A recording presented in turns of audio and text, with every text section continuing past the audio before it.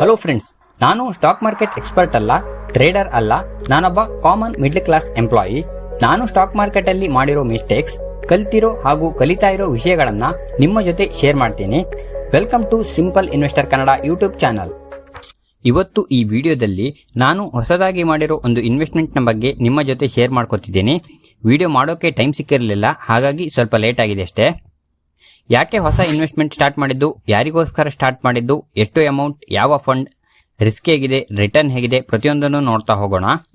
ಮೊದಲನೇದಾಗಿ ಹೊಸ investment start ಮಾಡಿರೋ ರೀಸನ್ ನೋಡೋದಿದ್ರೆ, ನನಗೆ ಹಾಗೂ ನನ್ನ ಬ್ರದರ್ಗೆ ನಮ್ಮ ಅಪ್ಪ ಮತ್ತು ಅಮ್ಮನಿಗೋಸ್ಕರ ಒಂದು ಸೇವಿಂಗ್ಸ್ ಮಾಡಬೇಕು ಅಂತ ಆಲೋಚನೆ ತುಂಬ ಟೈಮಿಂದ ಇತ್ತು.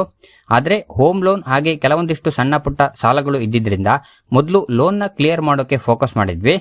ಸದ್ಯಕ್ಕೆ ಲೋನ್ಸ್ ಎಲ್ಲ ಕ್ಲಿಯರ್ ಆಗಿದೆ, ಹಾಗಾಗಿ ಈಗ ಈ ಸೇವಿಂಗ್ಸ್ನ ಸ್ಟಾರ್ಟ್ ಮಾಡ್ತಿರೋದು.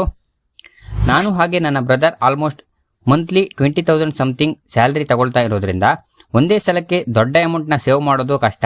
ಹಾಗಾಗಿ SIPನ ಪ್ಲಾನ್ ಮಾಡಿದ್ದು. ನಾನು 2,000, ನನ್ನ ಬ್ರದರ್ 2,000 ಸೇವ್ ಮಾಡ್ತಿದ್ದೀವಿ.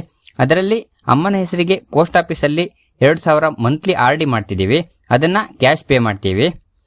ಇನ್ನು ಅಪ್ಪನಿಗೋಸ್ಕರ 2,000 ಮ್ಯೂಚುವಲ್ ಫಂಡ್ಸಲ್ಲಿ SIP ಸ್ಟಾರ್ಟ್ ಮಾಡಿದ್ದೀನಿ. ಬೇರೆಯವರ ಹಾಗೆ ಅವರಿಗೂ ಕೂಡ ಈ stock market mutual fund investment ಅಂದರೆ ಸ್ವಲ್ಪ ಹೆದರ್ತಾರೆ.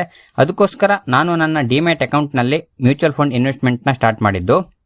ಮಂತ್ಲಿ ಟೋಟಲ್ 4,000ಅಲ್ಲಿ 2,000 ಪೋಸ್ಟ್ ಆಫೀಸ್ RD ಸೇಫ್ ಇರಲಿ ಅಂತ, ಇನ್ನು 2,000 ಮ್ಯೂಚುವಲ್ ಫಂಡ್ SIP, ರಿಸ್ಕ್ ಇದ್ರೂ ಪರವಾಗಿಲ್ಲ, ಹೈಯರ್ ರಿಟರ್ನ್ ಅಚೀವ್ ಮಾಡಬೇಕು ಅಂತ.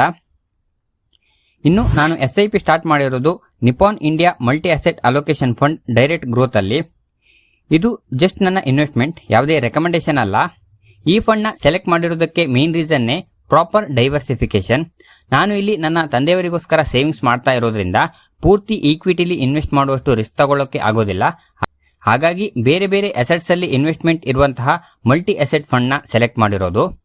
ಈ ಮಲ್ಟಿ ಅಸೆಟ್ ಫಂಡ್ನ ನಾನು ನನ್ನ ಫ್ರೆಂಡ್ಸ್, ಫ್ಯಾಮಿಲಿ ತುಂಬ ಜನರಿಗೆ ಸಜೆಸ್ಟ್ ಮಾಡಿದ್ದೀನಿ. ಇದರ ಬಗ್ಗೆ ಒಂದು ಡೀಟೇಲ್ ವಿಡಿಯೋ ಕೂಡ ಮಾಡೋದಿದೆ, ಸದ್ಯದಲ್ಲೇ ಅಪ್ಲೋಡ್ ಮಾಡ್ತೀನಿ. ಜಸ್ಟ್ ಈ ಫಂಡ್ನ ಹೋಲ್ಡಿಂಗ್ ಅನಾಲಿಸಿಸ್ನ ತೋರಿಸ್ತೀನಿ. ಇಲ್ಲಿ ನೀವು ನೋಡ್ಬೋದು, ಈಕ್ವಿಟಿ, ಡೆಟ್, ಕಮೋಡಿಟಿ, ಕ್ಯಾಶ್ ಹೀಗೆ ಬೇರೆ ಬೇರೆ ಅಸೆಟ್ಸ್ಗಳಲ್ಲಿ ಡೈವರ್ಸಿಫೈಡ್ ಆಗಿ ಇನ್ವೆಸ್ಟ್ ಆಗಿದೆ. ಇದು ಹೀಗೆ ಕಾನ್ಸ್ಟೆಂಟ್ ಆಗಿ ಇರೋದಿಲ್ಲ, ಅಸೆಟ್ಸ್ಗಳಲ್ಲಿ ಅಲೋಕೇಶನ್ ಚೇಂಜಸ್ ಆಗ್ತಾ ಇರುತ್ತೆ. ಇದನ್ನ ಫಂಡ್ ಮ್ಯಾನೇಜರ್ಸ್ಗಳು ಸಿಚುವೇಶನ್ಸ್ ಹಾಗೂ ಅಪರ್ಚುನಿಟೀಸ್ಗೆ ತಕ್ಕಂತೆ ಚೇಂಜಸ್ ಮಾಡ್ತಾರೆ. ಹಾಗಾಗಿ ನಮಗೆ ಜಾಸ್ತಿ ಟೆನ್ಷನ್ ಇರೋದಿಲ್ಲ, ಎಲ್ಲ ಫಂಡ್ ಮ್ಯಾನೇಜ್ಮೆಂಟ್ ಟೇಕ್ ಓವರ್ ಮಾಡುತ್ತೆ. ಹಾಗಾಗಿ ಈ ಫಂಡ್ನ ಸೆಲೆಕ್ಟ್ ಮಾಡಿದ್ದು. ಇನ್ನು ರಿಸ್ಕ್ ಆ್ಯಂಡ್ ರಿಟರ್ನ್ ನೋಡೋದಿದ್ರೆ, ಲಾಂಗ್ ಟರ್ಮಲ್ಲಿ ಈ ತರಹದ ಮಲ್ಟಿ ಅಸೆಟ್ ಅಲೋಕೇಶನ್ ಫಂಡ್ಸ್ಗಳು ಕಮ್ಮಿ ಅಂದರೂ 12ರಿಂದ 15% ರಿಟರ್ನ್ ಕೊಟ್ಟಿದೆ. ಇನ್ನು ರಿಸ್ಕ್ ಬಗ್ಗೆ ನೋಡೋದಿದ್ರೆ, ಬೇರೆ ಬೇರೆ ಅಸೆಟ್ ಕ್ಲಾಸ್ಗಳಲ್ಲಿ ಇನ್ವೆಸ್ಟ್ ಆಗಿರೋದ್ರಿಂದ ಈಕ್ವಿಟಿಗೆ ಕಂಪೇರ್ ಮಾಡಿದರೆ ರಿಸ್ಕ್ ಸ್ವಲ್ಪ ಕಡಿಮೆನೇ ಇರುತ್ತೆ. ಇದಿಷ್ಟು ನಾನು ಹಾಗೂ ನನ್ನ ಬ್ರದರ್ ಸೇರಿ ನಮ್ಮ ತಂದೆ ಹಾಗೂ ತಾಯಿಗೋಸ್ಕರ ಮಾಡಿರುವಂಥ ಒಂದು ಸಣ್ಣ ಇನ್ವೆಸ್ಟ್ಮೆಂಟ್. ನಿಮ್ಮಲ್ಲಿ ಕೂಡ ಯಾರಾದರೂ ಫ್ಯಾಮಿಲಿಗೋಸ್ಕರ ಸೇವಿಂಗ್ಸ್ ಮಾಡ್ತಾ ಇದ್ರೆ ಯಾವ ರೀತಿ ಸೇವಿಂಗ್ಸ್ ಮಾಡ್ತಿದ್ದೀರಾ, ಯಾವುದರಲ್ಲಿ ಸೇವಿಂಗ್ಸ್ ಮಾಡ್ತಿದ್ದೀರಾ ಅಂತ ಕಮೆಂಟ್ ಮಾಡಿ, ಬೇರೆಯವರಿಗೂ ಕೂಡ ಹೆಲ್ಪ್ ಆಗ್ಬೋದು. ನಿಮಗೆ ಈ ವಿಡಿಯೋ ಇಷ್ಟ ಆಗಿದೆ ಅಂತ ಅನ್ಕೊಂಡಿದ್ದೀನಿ. ವಿಡಿಯೋ ಇಷ್ಟ ಆದರೆ ವಿಡಿಯೋನ ಲೈಕ್ ಮಾಡಿ, ಹಾಗೆ ನಿಮ್ಮ ಫ್ರೆಂಡ್ಸ್ ಜೊತೆ ಶೇರ್ ಮಾಡಿ. Thanks for watching.